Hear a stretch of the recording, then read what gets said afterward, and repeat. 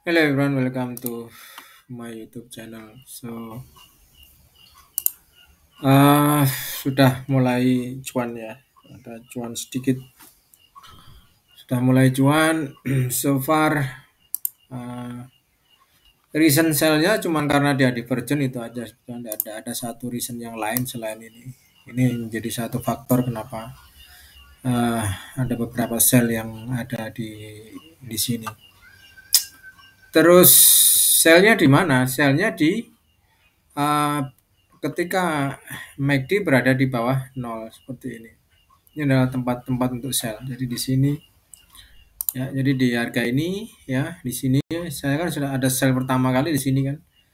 Nah, karena reasonnya waktu itu ini sudah divergent, saya berharap bahwa dia setelah ini akan langsung jatuh itu.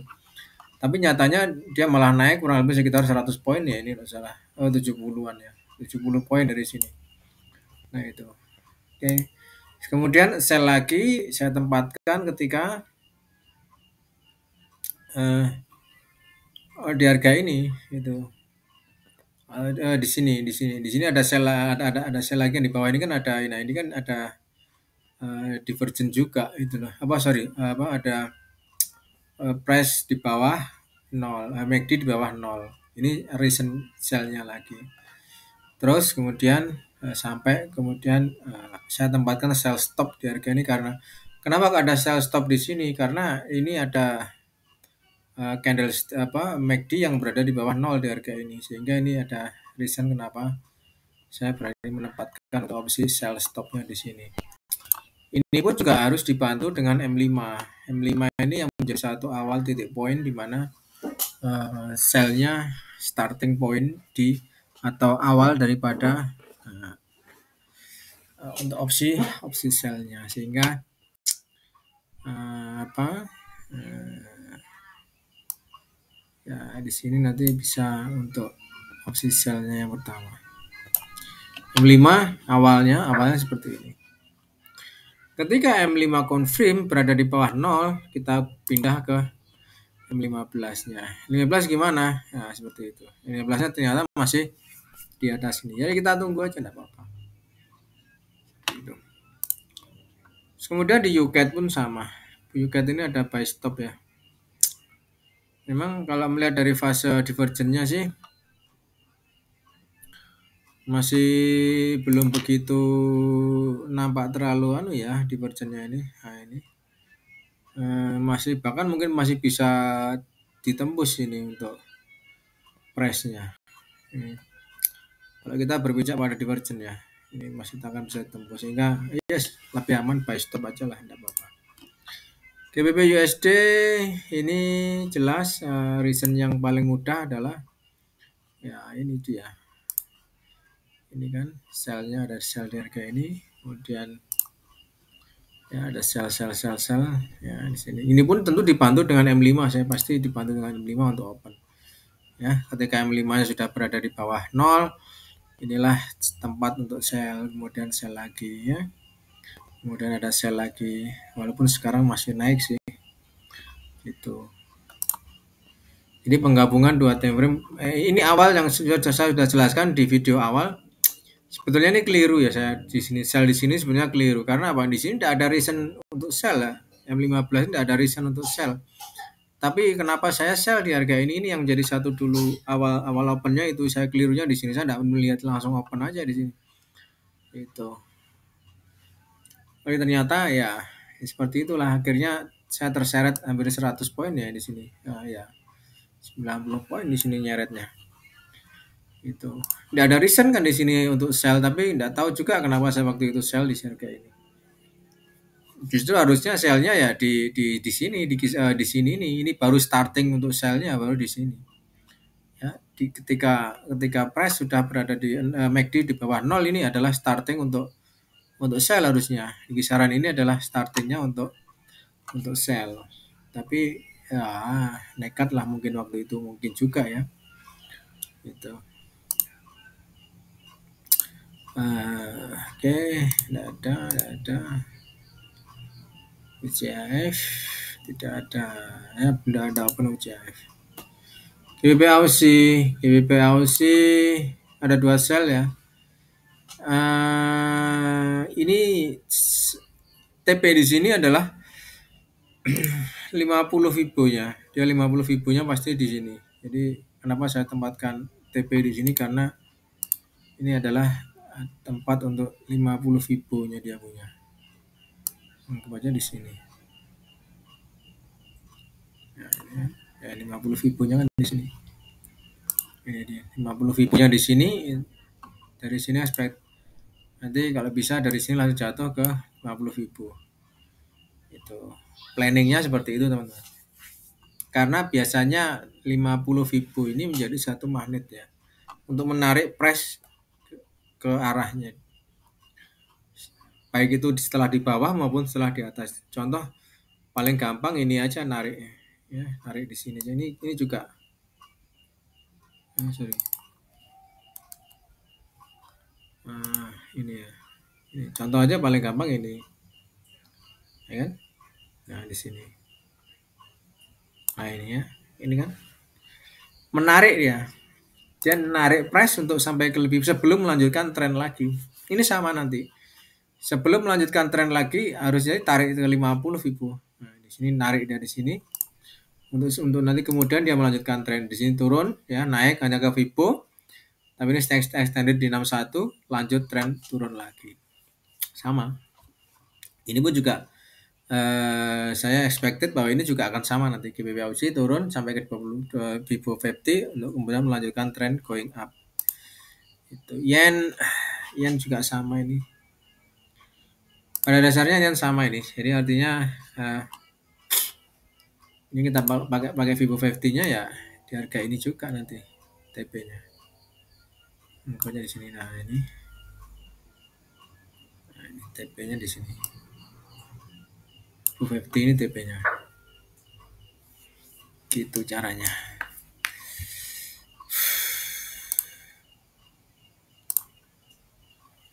Ini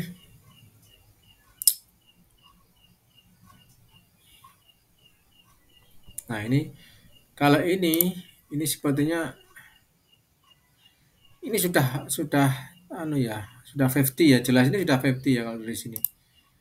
Ini tanpa ini sudah 50 jelas ini. Ya. Ini kan. Sudah 50 Fibo ya di sini, melanjutkan penurunan continue low.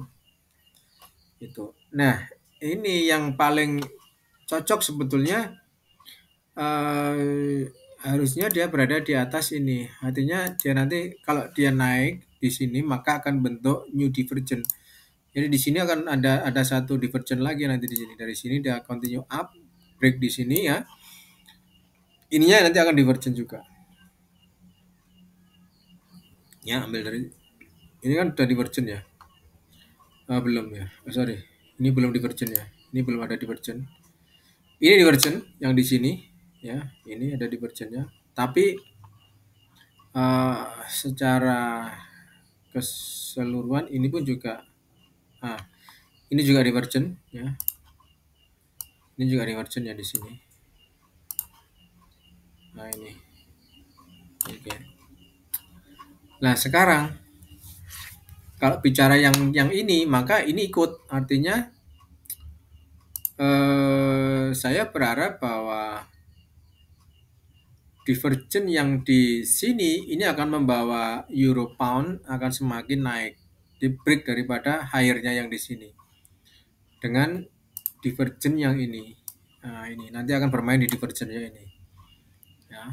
Jadi dia break, maka ini saya expected-nya nanti dia naik ke atas ini baru akan bentuk new divergence lagi.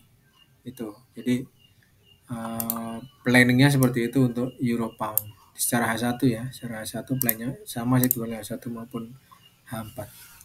Kalau kita lihat di H4, nah kan, kalau kita lihat di H4 maka di H4 ini nanti ini yang akan jadi higher-nya, sehingga bisa jadi divergence ini akan terbentuk dari sini, nanti akan langsung break di sini, naiknya cukup tinggi 92 0.9233, jadi naiknya cukup tinggi ya. Ya, di sini 0,9233 sekitaran di sini inilah. Ya, break di higher high. Nah, ini bentuk divergent baru. Ini jelas nanti akan divergent. Gitu ya. Ini break di sini maka divergent. Artinya kalau Eurobond naik, GBP USD akan banting harga. Nah, di sini nanti dia akan banting harga. Kalau kita pakai ini, maka dia akan banting harga. Kisaran adalah Fibo 50 juga. Bisa jadi Fibo 50-nya di sini. Ya. Nah, ini Fibo 50-nya di sini. Jadi bisa jadi nanti akan banting harga ke arah Fibo 50 yang di sini. Dengan seirama dengan kenaikan dari Europound. Europound naik, maka GBP USD pun juga harus turun gitu. Atau bisa jadi dari sini ya. Dari sini kita ambil Fibo 50-nya. Maka penurunannya Eurobond akan ke GBP USD akan ke 1,1372. Ini untuk mengambil Fibo 50-nya di GBP USD. Jadi akan panjang, targetnya nanti akan panjang turun sampai 1,1377 dia. Ini secara planningnya seperti itu teman-teman. Jadi entah nanti ada news apa, kita tidak pernah, saya sendiri tidak pernah tahu ya. Karena emang kita melihat karena melihat secara teknikal ini masih di break loh ini ya, dia punya higher high-nya ini beberapa kali mulai dari sini ya, mulai dari sini ada higher high yang terus di break terus kan. Nah ini kan ada di break terus ya. Ini tertinggi ya, ini tertinggi sampai dengan poin yang sekarang ini belum pernah bisa break dari previous high-nya yang di sini. Artinya apa? Higher high-nya ini masih akut, istilahnya masih bisa cukup tinggi lagi ya, sudah di break terus. Nah, ini tadi tinggal tunggu kejatuhan daripada GBP USD yang akan ke 1,13772. Ini planningnya di GBP USD seperti itu. Jadi saya lebih cenderung ini planning yang akan nanti kita ambil. Walaupun harusnya planning itu sudah starting dari harga ini sebetulnya. Dari sini dia harusnya sudah starting Fibo 50, tapi ternyata tidak sampai itu loh. Nah, di sini kita lihat, nah kan dia tidak sampai Fibo 50 langsung melanjutkan kenaikan. Itu sehingga apa yang saya katakan bahwa karena ini menjadi satu titik poin, Fibo 50 itu menjadi titik poin, maka ya ini harus, kalau secara teknikal harus turun ke 50 poin, 50 Fibo. Secara teknikal seperti itu. Jadi teman-teman yang punya sell ya hold saja nanti. Tinggal kita lihat potensi penurunannya sejauh apa. Gitu. Kiranya untuk open beberapa open yang tidak perlu ya tinggalkan saja lah. Yang tidak tahu arahnya kita tinggalkan saja, tidak perlu dipelihara. Nah, ini higher high jelas, tapi ini tidak bisa higher high dari sebelumnya yang di sini. Ya, dari sini. Dan ini di startingnya di sini, ini sudah higher high di sini. Ya, di sini sudah higher high dia. Tapi tidak diimbangi dengan MACD. MACD malah making low lagi, dan low lagi. Nah, ini targetnya nanti kalau memang dia bisa ya. Kalau seandainya nanti dia bisa, maka saya lebih cenderung akan bentuk new divergent di sini. Ya, saya lebih cenderung bentuk new divergent di arah ini. Jadi break low cukup dalam, break low di sini. Ya, break low. Nah, di sini ini nanti akan divergent. Nah, di situ. Ya, nanti akan jatuh akan bentuk satu divergent lagi, atau bahkan mungkin ini seperti ini. Ini nanti akan low di bawah ini, bisa jadi low-nya ini akan nanti berada di bawah ini low-nya. tapi tidak bisa melebihi daripada low sebelumnya yang ada di sini. Bisa jadi seperti itu nanti. Kemungkinan besarnya saya melihat sih seperti itu, sehingga karena di sini sudah ada divergent juga. Ini divergent yang belum dieksekusi oleh price untuk bisa di break low. Ini untuk kenapa masih nahan posisi sell, udah biarin aja nanti. Mungkin akan cukup lama ini nanti kita bicaranya. Artinya apa? Kita nanti akan nahannya cukup lama ini. Sepertinya gitu. Kecenderungan untuk menahan cukup lama sangat mungkin terjadi ya. Cancel stop loss aja. Nah, nanti biarin aja ini. Jadi fokus untuk Euro Pound saya adalah fokus untuk buy. Sementara saya fokus untuk buy karena di A4 pun juga confirm untuk bisa buy. Ini sudah berada di atas 0 MACD-nya. Ini menjadi satu reason atau alasan kenapa saya akan fokus di buy untuk Euro Pound. Targetnya seperti yang sudah saya sampaikan, Euro Pound targetnya nanti di harga ini. Minimum adalah di 989.721 atau bisa break high lebih bagus 90.9233. Ya, dan ini secara teknikal sudah confirm, artinya confirm itu secara teknikal ini sudah masuk ini ya. Ini price ini MACD sudah berada di atas 0. Walaupun terkadang jarak antara ini dan ini ada sekitar 50 atau 100 poin lah ya. Jadi misalnya kita buy di harga ini ya, misalnya kita buy di harga ini, kemudian harga turun kita lock posisi, ini kan ada sell ya, kita lock posisi walaupun jaraknya sekitar 50 poin atau bahkan mungkin bisa 100 poin terkadang ya. Mungkin di sini kita buy ya, atau di sini aja lah, ini buy. Nah, ini buy, kemudian di sini ini 86. Memang jauh sih, kita lock posisi misalnya di sini. Nah, terus naik lagi di harga ini, maka kita lock lagi dengan harga open baru lagi di harga ini misalnya ya. Artinya gini, kalau ini kita pakai buy di mana tadi, di sini ya. Kemudian ini sell di 0,2, kemudian ini kita pakai buy di 0,3 di sini, maka ini masih berjalan. Dan belum profit, belum cuan. Jelas belum cuan karena 4 versus 2-nya masih bermain, ini masih cukup, range-nya masih cukup ya 66. Lumayan lah. Masih cukup tinggi. 66 ini harus minimal di atas 30. Ini sebetulnya ini sudah, tapi kalau bisa ya 56 juga gitu loh.